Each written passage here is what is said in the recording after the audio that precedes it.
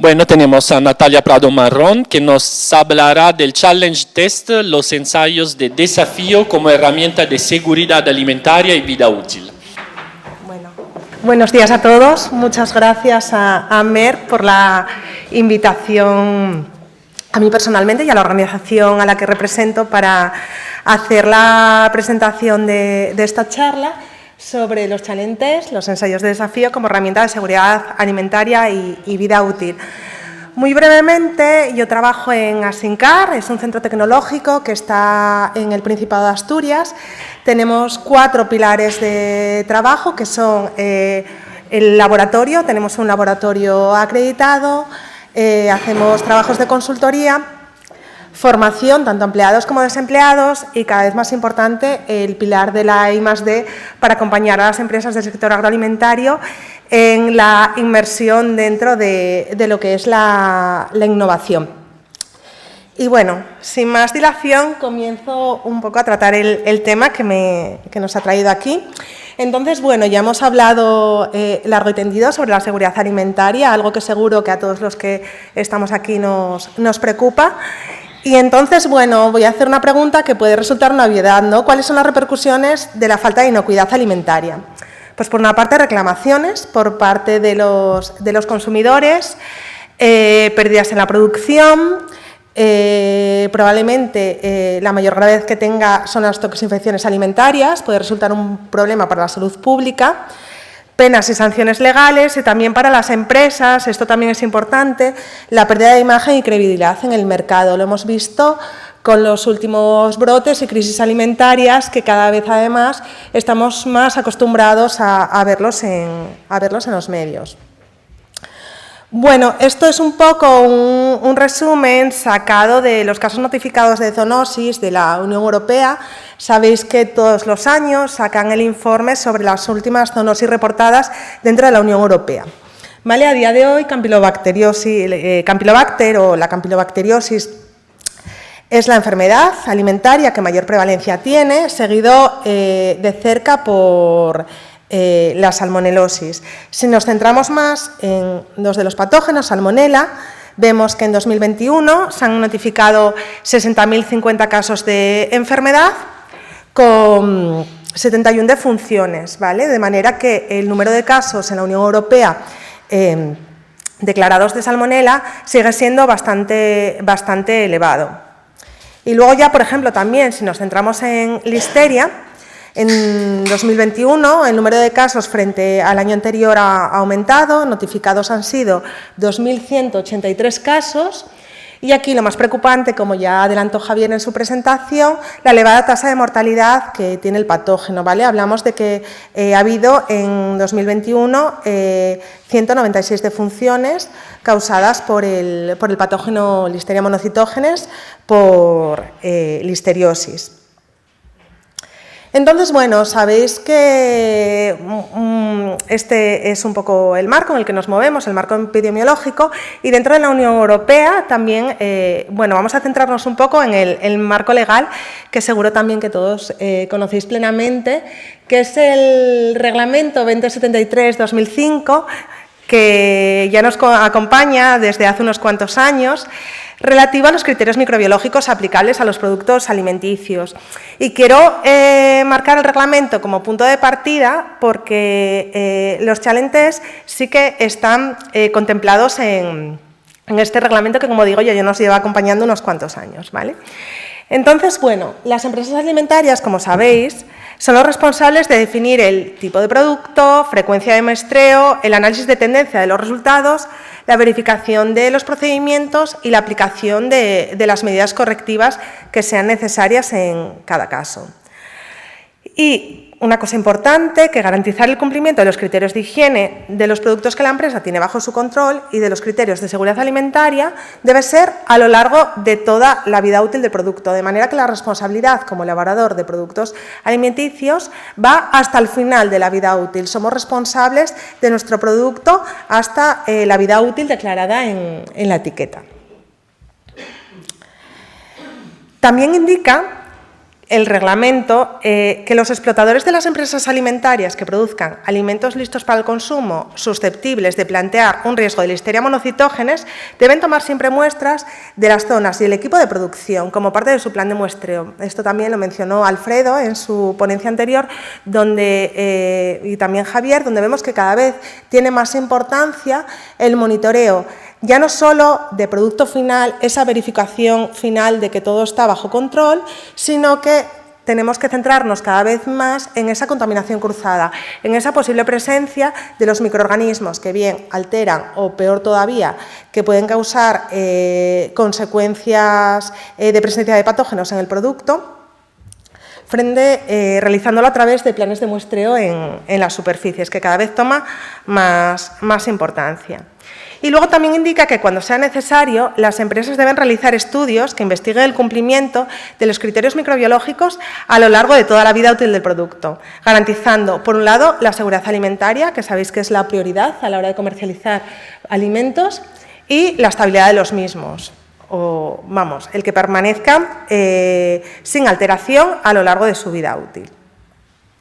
Entonces, partiendo de este punto, de este marco legal que nos marca el Reglamento 2073, por un lado, las empresas deben controlar, centrándonos ya en el patógeno Listeria monocytogenes, que es donde más énfasis hace el Reglamento 2073, es controlar la contaminación de Listeria monocytogenes durante los procesos de fabricación y manipulación. Se centra mucho en el control de superficies, como hemos visto, con los problemas que puede haber con la presencia del patógeno en superficies alimentarias, pero sí que vamos a incidir a lo largo de la ponencia en qué podemos hacer también desde un punto de vista de estudio de nuestros procesos tecnológicos. Y luego, por otro lado, las empresas deben también controlar el crecimiento de Listeria monocytogenes en el producto hasta el final de su vida útil, en aquellos productos que puedan ser susceptibles de tener contaminación con Listeria monocytogenes y que la matriz alimentaria pueda ver favorecida su crecimiento. Bueno, también dentro del marco legal lo que tenemos que diferenciar es lo que es vida útil de lo que es vida útil segura. La vida útil, como concepto, va vinculado más a un aspecto relacionado con la calidad del alimento, es decir, con la presencia de microorganismos alterantes o responsables del deterioro.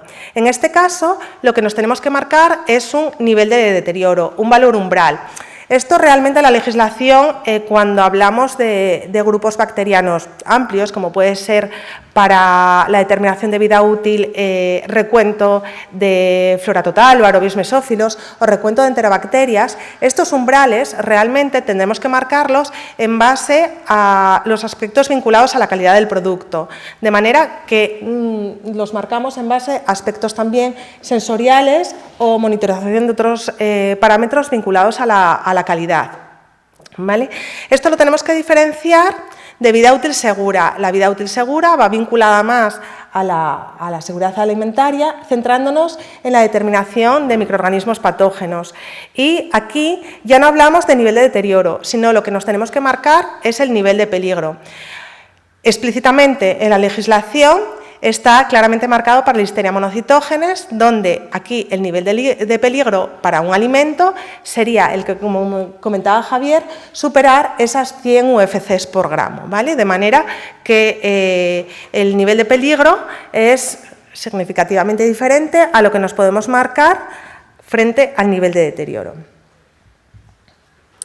Entonces, ¿qué herramientas podemos tener y nos marca el reglamento a la hora de evaluar la vida útil de nuestros productos, ¿no? Entonces, nos permite el hacer estudios complementarios que al final afiancen nuestra conclusión respecto a la vida útil de nuestro producto frente al patógeno Listeria monocytogenes.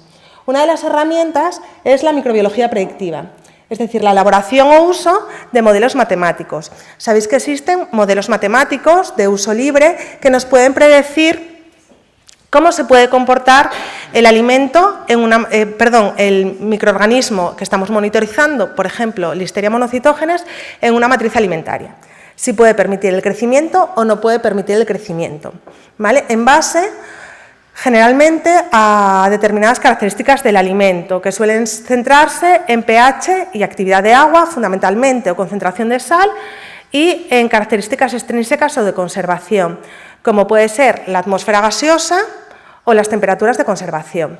¿Vale? Estos modelos, no solo para Listeria monocytogenes, sino para otros patógenos u otros microorganismos, sí que nos dan una idea de la cinética de crecimiento de los microorganismos sobre una matriz alimentaria un poco simulada, ¿no? En base a, generalmente no más allá de valores de pH, actividad de agua y en algunos casos composición gaseosa y los aspectos que os he dicho. ¿Qué pasa? Estos modelos sí que nos sirven muchas veces como un uso intuitivo, pero es verdad que en muchas ocasiones también nos adaptan exactamente a la matriz con la que estamos trabajando, porque una matriz alimentaria no solo pH, actividad de agua, es muchísimo más compleja, como todos sabéis. Hay una microbiota que va a interaccionar con el microorganismo diana que estamos monitorizando, puede haber una serie de conservantes, inhibidores naturales y muchos más aspectos que hacen que las matrices alimentarias sean mucho más complejas, con lo cual sí que son muy útiles en la mayor parte de los casos para establecer un poco por dónde va la cinética del microorganismo que queremos controlar. Ahí están bastante desarrollados los modelos para Listeria monocytogenes, pero teniendo en cuenta que una matriz alimentaria no es únicamente eso, sino que normalmente es muchísimo más compleja. Entonces, la información sí que nos ayuda, pero en muchas ocasiones para definir la vida útil de un alimento y sobre todo desde un punto de vista de seguridad alimentaria, que es lo más delicado, puede ser limitantes. De manera que es una herramienta más, ¿vale?, que nos puede ayudar. Luego, otro estudio que podemos hacer son los ensayos de durabilidad. Son estudios para evaluar el crecimiento o supervivencia, si nos centramos en el 2073, de Listeria monocytogenes durante la vida útil, en producto naturalmente contaminado. Es decir, tenemos la mala suerte, entre comillas, buena suerte, de elaborar un producto y que acabe contaminado con Listeria monocytogenes a unos niveles parecidos a los que nos marca el nivel de seguridad, ¿no? Hablamos en torno a 2 logaritmos por gramo. Entonces, en este caso, tenemos la mala suerte de tener nuestro producto contaminado, pero ese producto que se nos ha contaminado de forma natural nos sirve para evaluar cómo Listeria monocytogenes se comporta a lo largo del tiempo, de manera que cogeríamos varias unidades de ese producto contaminado, lo mantendríamos en las condiciones habituales de conservación e iríamos monitorizando a lo largo del tiempo. Esto sería realmente, este estudio es una representación se acerca lo máximo posible a la realidad, porque al final contamos con producto que se ha contaminado de forma natural y lo vamos a ir monitorizando, con todo lo que conlleva contaminarse con flora natural, porque va a estar contaminado con un patógeno con una determinada cepa, que es la que probablemente estará en las instalaciones, que es la que se ha adaptado a la matriz, y entonces podemos ir monitorizándolo a lo largo del tiempo. Afortunadamente, no contamos con mucho producto contaminado en torno a ese nivel de peligro. Entonces, ¿qué hacemos? Tengo que monitorizar cómo se comporta un patógeno, Listeria monocytogenes, en mi producto, pero no tengo producto contaminado, afortunadamente. Entonces, ¿cómo lo hago, no? Pues otra herramienta con la que podemos contar es con los ensayos de Challenge-Test. Los ensayos de Challenge-Test son pruebas para investigar la capacidad de crecer o sobrevivir de Listeria monocytogenes adecuadamente inoculada. Es decir, el fundamento es muy sencillo. Yo tengo que monitorizar el comportamiento de Listeria monocytogenes sobre la matriz alimentaria que estoy estudiando.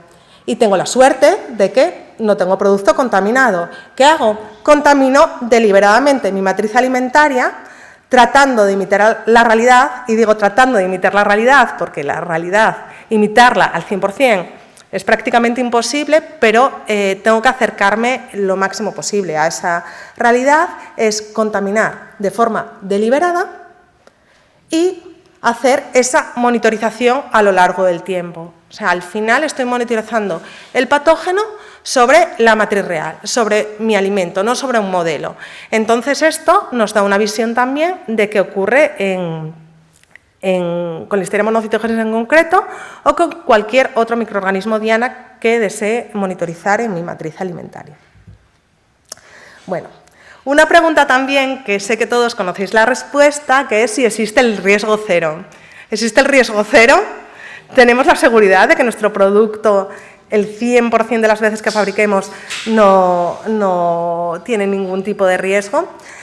Bueno, en la teoría de obstáculos sabéis que las matrices alimentarias que de forma natural tienen microorganismos presentes, se desarrollan diferentes procesos tecnológicos que al final lo que hacen es limitar o inhibir la proliferación o la presencia de determinados microorganismos, ¿vale? Ya sean alterantes o sean patógenos. Entonces, normalmente no se utiliza una sola barrera para limitar la proliferación microbiana, sino que se usan de forma sinérgica diferentes barreras, como pueden ser el pH, la adición de sal, la limitación de la actividad de agua, el uso de conservantes, la aplicación de tratamientos de tiempo y temperatura para llegar a alcanzar la vida útil deseada de nuestros productos y sobre todo que nuestros productos sean seguros.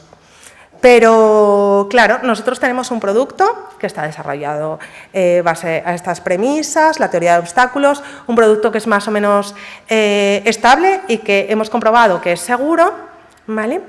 ¿Y qué pasa, por ejemplo, con la nueva tendencia del mercado que queremos reducir nuestro contenido en sal? ¿Sabemos a priori cómo va a afectar eso a los diferentes microorganismos alterantes o patógenos que potencialmente pudieran estar en nuestro producto? ¿O qué pasa si por un tema de rendimiento subo la actividad de agua del producto? ¿O qué pasa si en vez de usar conservantes de síntesis química, por exigencias del mercado me voy derivando a bioconservantes o conservantes clean label? ¿No? ¿Tienen la misma eficacia? Entonces, ¿qué pasa? Si cambiamos formulación, cambiamos procesos tecnológicos, pues mientras nuestro producto no esté contaminado, verificamos producto final y nosotros, imaginaros, bajamos el contenido de sal, verificamos producto final y seguimos dando un resultado negativo. ¿Realmente esto por qué es? Porque el microorganismo no va a ser nunca capaz de proliferar, porque no está. O sea, vamos un poco a ciegas si al final lo único que hacemos es verificar en producto final, ¿vale? Y, como sabéis, comprometer la seguridad alimentaria puede conllevar eso, pérdidas económicas, de credibilidad en el mercado. Y pongo esta diapositiva porque en relación a un cliente que una vez me dijo, yo al final lo que quiero es poder dormir tranquilo, ¿no? Que al final es un poco lo que marca la seguridad alimentaria. Yo quiero salir con tranquilidad y con la mayor garantía posible de que mi producto es seguro, teniendo la coletilla que tenemos detrás de existe el riesgo cero, pero bueno, lo que vamos a tratar es de acercarnos lo máximo posible. Entonces, bueno, los challenges lo que yo creo que aportan también es un poco abrirnos los ojos y darnos información de qué es lo que ocurre con un microorganismo, ya sea patógeno o no, pero fundamentalmente centrado en patógenos, lo que ocurre realmente en un microorganismo en nuestra matriz real. Entonces, la realización de ensayos de challenges determinan el crecimiento y supervivencia de Listeria monocytogenes o de, como digo, otro microorganismo que estemos monitorizando con el fin de garantizar la seguridad alimentaria de procesos productivos y a lo largo de la vida útil. Los challenges, como os digo, dentro del marco del 2073 se enfocan para los estudios de vida útil, ¿vale? O sea, tenemos un producto que hemos elaborado y lo contaminamos una vez elaborado y lo monitorizamos a lo largo de vida útil, pero más allá nos puede dar información acerca de nuestros procesos tecnológicos, de manera que en los challenges realmente como herramienta puede haber dos puntos de vista, el estudio de la vida útil o para estudios de proceso, qué pasa en un proceso tecnológico con un patógeno diana que a mí me interese controlar. Entonces, bueno, tenemos un marco normativo que nos sirve de guía para ver cómo planteamos los ensayos de challenges. ¿Vale? Uno es la guía europea para la realización de challenges de Listeria monocytogenes. Bueno, sirve mucho de apoyo para el cumplimiento de los criterios marcados por el 2073.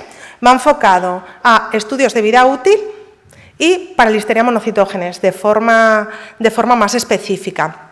Y luego, desde el año 2019, contamos con una norma ISO, la 20976, que es más amplia en su planteamiento, es muchísimo más generalista, porque no está enfocado únicamente a la monitorización de Listeria monocitógenes, sino que plantea los estudios de challenge test de una forma más amplia, o sea, planteable a cualquier microorganismo diana que queramos ensayar en una matriz alimentaria, y tanto desde el enfoque de estudios de vida útil como de estudio de procesos tecnológicos. Bueno, comentaros, nosotros en Asencar como laboratorio somos ahora mismo el único laboratorio que está acreditado en España para estudios de vida útil por la guía y en estudios de proceso por la ISO para Listeria monocitógenes, ¿vale? Después de muchos años pelearnos con este tipo de estudios porque creo que dan mucha información. Bueno, lo que tratamos de responder es a una serie de preguntas que nosotros en el día a día, en las empresas alimentarias, podemos hacernos. Al hilo de lo que os comentaba un poco antes con la tecnología de barreras, ¿no? Es, ¿mi producto sigue siendo seguro si reduzco o elimino los conservantes? Si reduzco la sal, ahora sobre todo en la industria cárnica, que estamos con la reducción de nitrificantes. ¿Esto en qué medida se ve afectado nuestro producto? ¿Va a comprometer la seguridad alimentaria? ¿No la va a comprometer? ¿Esperamos a tener producto contaminado para poder monitorizarlo? Esto, vinculado también a los challenges, que os presentaré un ejemplo, es las instrucciones de cocinado son suficientes para eliminar el riesgo. Sabéis que en las menciones de etiquetado también aparecen habitualmente esas instrucciones de cocinado. ¿Son suficientes? ¿Son adecuadas? ¿Cómo se han verificado? ¿Solo desde un punto de vista de calidad y sensorial o están verificadas desde un punto de vista de seguridad alimentaria? Veremos. ¿El proceso tecnológico es eficaz en la reducción o eliminación de patógenos? Otra pregunta que yo me he planteado en el laboratorio, ¿no? ¿Cuánta carga microbiana aguanta mi proceso? Es decir, si yo asumo que en mis materias primas llega unos determinados valores de listeria, ¿mi proceso tecnológico la va a reducir? ¿No la va a reducir? ¿Cuánta listeria me puede entrar por la puerta? ¿Cuánta no me puede entrar? O sea, ¿con qué concentraciones yo puedo trabajar seguro? Esto al final generaría también un enfoque más preventivo. Si mi proceso tecnológico he garantizado que acaba con el patógeno que esté monitorizando, a lo mejor es suficiente con que controle materia prima y que controle el estado de mis superficies. No lo sé. Estas son preguntas que pueden surgir en la industria, cada uno dependiendo del entorno en el que trabaje, ¿no? Entonces, bueno, como os comentaba, la realización de ensayos de challenge test para la determinación del crecimiento y la supervivencia de un microorganismo se realizan con el fin de garantizar la seguridad alimentaria de procesos productivos, de la elaboración de alimentos en condiciones de almacenamiento a lo largo de la vida útil, ¿vale? Entonces, eso es conocer la evaluación cuantitativa de un microorganismo añadido voluntariamente a la matriz alimentaria. Y proporcionan información sobre crecimiento, supervivencia y activación de Listeria monocitógenes o de otros microorganismos que veremos en los ejemplos que os he traído, que son inoculados bajo unas determinadas condiciones, ¿vale? Tratando de, como os comentaba, imitar la realidad. Bueno, lo importante, antes de ponernos con ejemplos prácticos de challenge test, ¿qué es lo que tenemos que hacer a la hora de diseñar un estudio de challenge test? Y es una cosa que siempre comento a los clientes. Al final, el que elabora el alimento es el que mejor conoce su matriz alimentaria. Y toda esta información es muy importante a la hora de diseñar un challenge test. Es decir, por un lado, los factores intrínsecos de la matriz alimentaria. Sabéis que probablemente los factores intrínsecos que más condicionen el crecimiento, proliferación microbiana son la actividad de agua y el pH. ¿Vale? De manera que esto es tremendamente útil a la hora de ver ya desde un punto de vista teórico cómo se va a comportar el microorganismo diana sobre la matriz, pero también la presencia de nutrientes, es importante la presencia de microorganismos, de microbiota acompañante, si tiene o no conservantes. Todo este tipo de condicionantes tenemos que conocerlos a la hora de diseñar un challenge test para diseñarlo adecuadamente. Y por otro lado, los factores extrínsecos. Sabéis también que otro de los factores extrínsecos que más influye en la proliferación microbiana es la temperatura de conservación del producto. Entonces, esto tiene que quedar perfectamente definido. ¿En qué condiciones de temperatura se van a hacer los estudios de challenge test? Sabéis que no es lo mismo mantener un producto durante el tiempo de vida útil a 2 grados que mantenerlo a 8. O sea, fisiológicamente esto es muy diferente para los microorganismos y su proliferación y cinética de crecimiento, ¿vale? Entonces, esto sí que tenemos, por ejemplo, en la Guía Europea para Estudios de Vida Útil, nos marca y nos define en qué condiciones de tiempo y temperatura tenemos que hacer los estudios de vida útil de challenge test para Listeria monocytogenes. Pero esto, en función de los resultados que se quieran obtener, hay que definirlo claramente, si se va a hacer en condiciones de abuso, si no, este tipo de cosas. También, por supuesto, la atmósfera y condiciones de envasado, ¿vale? De manera que los estudios de challenge test, como decimos, tienen que imitar lo máximo posible, lo más fehacientemente posible, la realidad. Y para eso tenemos que conocer toda esta información. Y luego, una cosa también es que el challenge test es específico por producto. ¿Vale? ¿Se puede extrapolar a otro producto? Sí, siempre y cuando las condiciones de elaboración del producto sean muy similares y podamos asemejarlas, ¿vale? Si no, sería específico de producto. Y yo también lo que siempre traslado, ¿a qué pregunta queremos responder? ¿Vale? ¿Qué microorganismo es el que nos causa problemas? ¿En qué condiciones? ¿En qué proceso tecnológico? Si es para vida útil. Esto también es un planteamiento que nos tenemos que hacer a la hora de hacer un estudio de challenge test. Entonces, bueno, como os comentaba, hay 2 planteamientos, estudios de challenge test de vida útil y de proceso. Bueno, en los estudios de vida útil lo que al final preparamos un inóculo estandarizado de una concentración conocida, elaboramos nuestro alimento y tratamos de imitar una contaminación natural que podría ocurrir en nuestra planta de producción, ¿vale? De manera que a tiempo cero cogemos todas las unidades que necesitemos para el análisis, las contaminamos de forma deliberada, y vamos monitorizando el producto a lo largo del tiempo, hacemos varios puntos intermedios de análisis hasta llegar al final de la vida útil. Y la conclusión de un estudio de vida útil de challenge test para Listeria monocytogenes, cuando evaluamos el potencial de crecimiento, es dar respuesta a una pregunta a priori sencilla, ¿no? ¿Es capaz Listeria monocytogenes de crecer sobre el alimento o no es capaz de crecer? Esa es la pregunta a la que queremos dar respuesta con los estudios de vida útil. ¿Vale? Pero, como os digo, también la ISO aplicable contempla los challenge test para estudios de proceso productivo. Es decir, imaginaros, tenemos de nuevo nuestro inóculo estandarizado y preparado y con él contaminamos, por ejemplo, una materia prima. Contaminamos la materia prima y vamos siguiendo todos los procesos y etapas de elaboración de nuestra matriz alimentaria y elaboramos el producto final. Y a lo largo de las diferentes etapas de elaboración vamos monitorizando el microorganismo diana con el que hemos inoculado. Entonces, vamos haciendo un seguimiento en detalle del microorganismo que hemos inoculado. Entonces, vamos a ir un poco a ejemplos o casos prácticos con los que hemos trabajado en nuestro laboratorio y posibles conclusiones, ¿no? Esto era la evaluación de un proceso de fermentación de embutido. Era un proceso de fermentación corto, ¿vale? Hablamos de una masa cárnica que se embute, está más o menos 48 horas en un proceso fermentativo de estufaje y luego sigue un proceso de maduración, ¿vale? Bajándole la temperatura. Entonces, ¿a qué preguntas queríamos responder? Que era un poco lo que planteábamos desde el principio, ¿no? No vamos a hablar de un challenge test al uso, tal como marca el 2073, sino, bueno, ¿a qué preguntas queremos responder? Por ejemplo, la primera, que esta sé que tenéis la respuesta. ¿Existe un riesgo potencial de que mi producto se contamine con Salmonella o Listeria monocytogenes? ¿Qué me decís?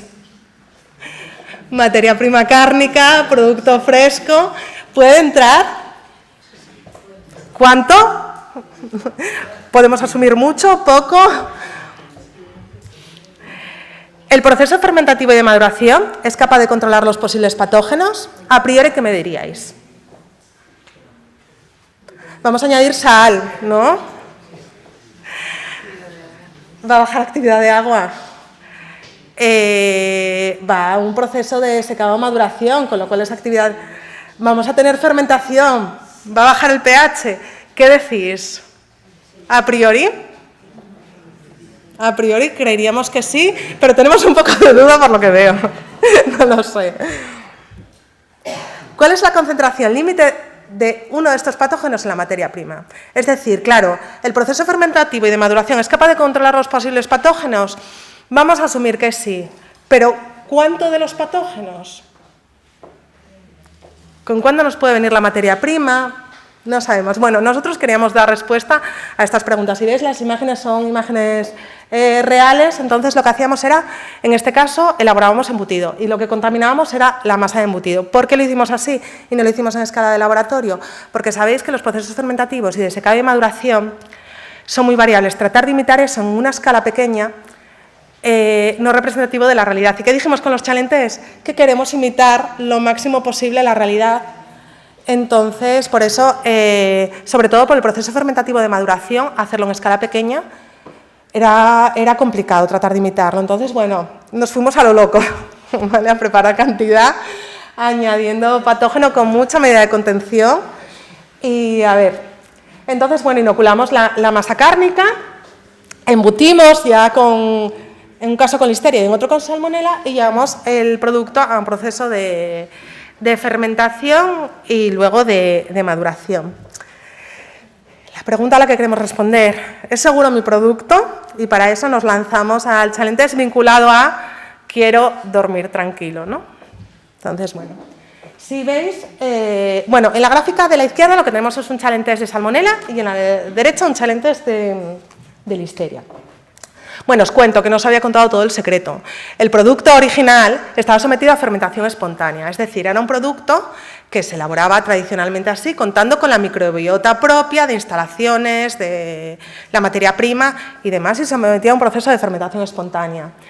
Pero era un proceso fermentativo, donde bajaba el pH, había adición de sal bajando actividad de agua y además maduración, con lo cual bajaba todavía más la actividad de agua. ¿Pero qué veíamos? Bueno, inoculamos más o menos en 4 logaritmos por gramo porque queríamos ver evolución. Cuando queremos ver evolución, ya no solo nos arriesgamos a hacer cantidad, sino cantidad y con alegría, añadiéndole bastante patógeno, ¿vale? Entonces, hicimos contaminaciones de 4 logaritmos por gramo, ¿vale? Lo que nos sorprendió es que en el caso de salmonela vemos que de 4 logaritmos por gramo en fermentación espontánea, durante el proceso fermentativo, salmonela, que es, bueno, antes comentábamos, ¿no?, que bueno, aguanta el pH, lo que vimos no solo se reducía, sino que incluso proliferaba. Subíamos hasta 3 órdenes de magnitud. O sea, lo que creíamos que era una etapa fundamental para inhibir el patógeno, lo que estábamos haciendo era generar caldo de cultivo para salmonela. Luego sí que veíamos que a medida que bajaba la actividad de agua y el producto iba madurando, sí que iba paulatinamente bajando la concentración de salmonela. La conclusión, tanta salmonela entraba, tanta salmonela salía en el producto, con lo cual si asumimos que en nuestra materia prima puede haber salmonela, estamos vendidos. Porque sabéis que además en el Reglamento 2073, incluso en canales, se permite un cierto número de canales con presencia de salmonela, ¿no? Entonces, bueno, esta era la situación. En listeria, ¿qué pasaba? Pues que ya no solo, si vemos la línea azul, que es la gráfica de la derecha, añadiendo también en torno a los 4 logaritmos, no veíamos ya no solo que se incrementaba, sí es verdad que el incremento era menor, pero era sostenido en el tiempo, de manera que una vez que proliferaba, en esas 48 horas, se mantenía, de manera que casi incrementábamos la concentración de listeria en 2 logaritmos. ¿Esto qué hacía? También, listeria que entraba por la puerta, listeria. Hablamos de concentraciones muy elevadas, que probablemente no se fueran a dar en el producto, pero lo que queríamos ver era qué ocurría desde un punto de vista cuantitativo. Bueno, este era el proceso tecnológico que teníamos, nos sorprendió, sometemos al producto a un proceso fermentativo y parece que estamos ayudando a los patógenos. Bueno, después de varias soluciones, esta es la parte fácil, presentar ya el problema y la solución, llevo un trabajo por en medio. Al final, una de las alternativas que vimos es la fermentación dirigida mediante cultivos iniciadores. No hablamos de cultivos iniciadores ni siquiera productores de bacteriocinas, eran cultivos iniciadores que bajaban de una forma mucho más efectiva el pH y que, por lo que vimos, competían mejor que las bacterias acidolácticas que teníamos en el producto fermentado de forma espontánea, ¿vale? No eran cultivos que lo que favorecían fundamentalmente era la fermentación sin cambiar, como sabéis, los aspectos organolépticos vinculados al producto. Y lo que vimos es que con fermentación con cultivo iniciador partimos de los 4 logaritmos de Salmonella y reducimos casi 3 logaritmos. De manera que si sabemos que reducimos 3 logaritmos, podemos hacer un cálculo de cuánta salmonela, entre comillas, nos podría llegar a entrar por la puerta. Y controlando materias primas, sí que podemos intuir un poco por dónde van a ir los tiros, ¿vale? Y un poco también lo mismo con Listeria. De nuevo, la bajada de Listeria en la concentración, veis que es mucho más paulatina. En el proceso fermentativo sometido a fermentación dirigida con cultivo iniciador, la reducción era de un único logaritmo. De manera que a la hora de controlar materias primas, en este caso particular, sabemos que, bueno, Listeria tenemos que ser más cautos, pero sabemos que usando una fermentación dirigida somos capaces de reducir esos posibles patógenos que pueden entrar por nuestra puerta. La sorpresa la habíamos llevado primero. Bueno, lo que os decía, la eficacia de un tratamiento de cocinado, ¿vale? Otra forma de utilizar los ensayos de challenge test o esta herramienta es inocular un alimento y ver lo que le ocurre con las instrucciones de cocinado. Esto pasa, por ejemplo, cuando en el etiquetado aparecen instrucciones de cocinado de calentar 2 minutos en el microondas. Y la pregunta es, ¿en qué microondas? Todos los microondas son iguales, la potencia es igual, máxima potencia, media potencia.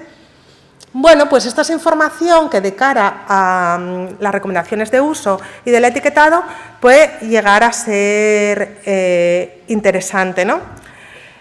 Entonces, bueno, aquí la pregunta era, ¿el tratamiento térmico indicado en el etiquetado es suficiente para garantizar el control de patógenos? Pues nuevamente vamos a verlo. Bueno, aquí tenemos una gráfica, es muy sencillita, porque no quería alargarlo mucho. Es un producto cárnico que se contaminó en el centro de pieza con 3 patógenos, a una concentración también alegre. Queríamos datos numéricos para saber cuánto reducimos, ¿no? Lo contaminamos con E. coli 157, no toxigénica, que nadie se asuste, con Salmonella entérica y con Listeria monocytogenes.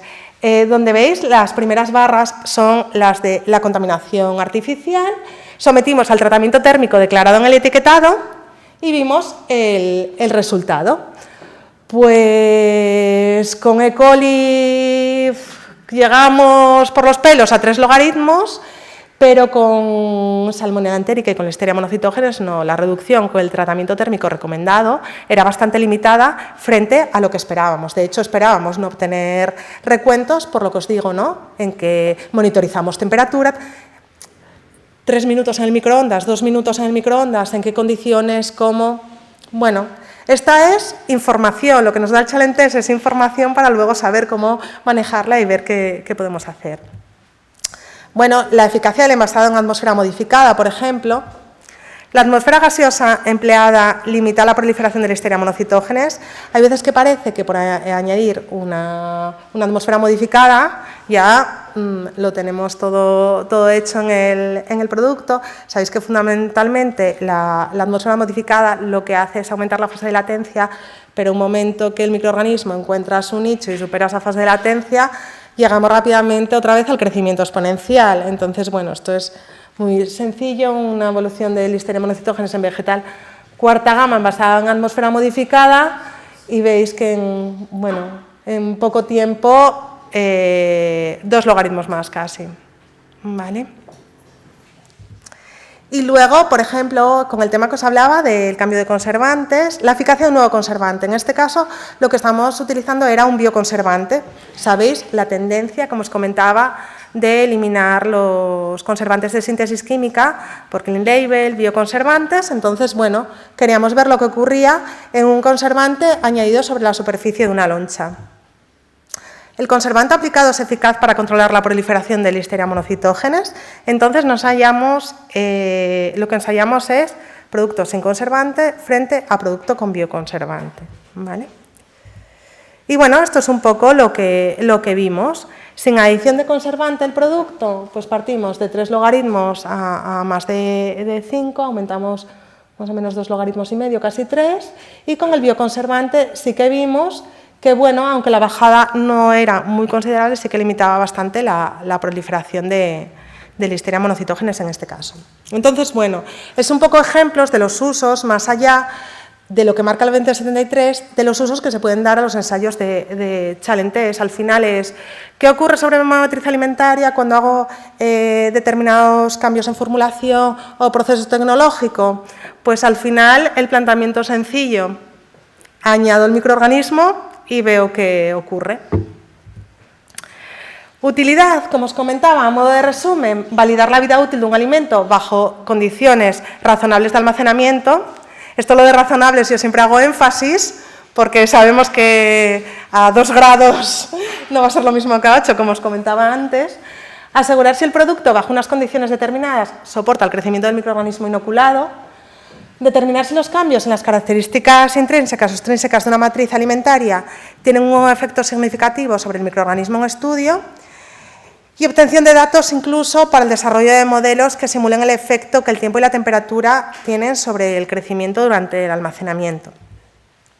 Y bueno, si tenéis alguna pregunta, yo puedo encantada de responder. Muchísimas gracias por tu presentación.